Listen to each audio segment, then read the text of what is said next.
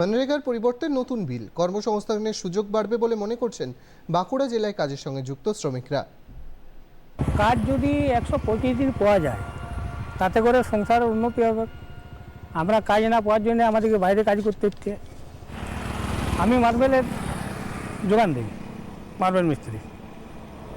তাতে কাজ না পাওয়ার জন্য বাঁকুড়া আসতে হয়।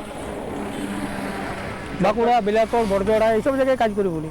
পাওয়া গেলে ভালো হবে, সংসারের উন্নতি কিছু করা যাবে। এই যে নতুন এটা বলছে বেশ কিছু সুযোগ সুবিধা দেওয়া হবে, তাতে তোমরা কি আশায় কিছুটা বুক বাঁধছো? অবশ্যই সরকার যেহেতু বিল এনেছে, যদি কাজ শুরু করতে পারে, কাজ হলে যে টাকা পয়সাটা 125 দিনে পাওয়া যাবে, তাতে সংসারে অনেক উন্নতি করা যাবে। আমাদের 12 মাস কাজ জুটে নাই তো। হ্যাঁ, আমাদের 12 মাসেও কাজ জুটে নাই বাঁকুড়া জেলাতে। 100 দিনের কাজ কীরকম পেতে? তখন ওই যা বেতন ছিল ওই মাটিতে ভিজে দিতে পয়সা। কী ধরনের কাজ হতো? ওটা মাপা ছিল তো,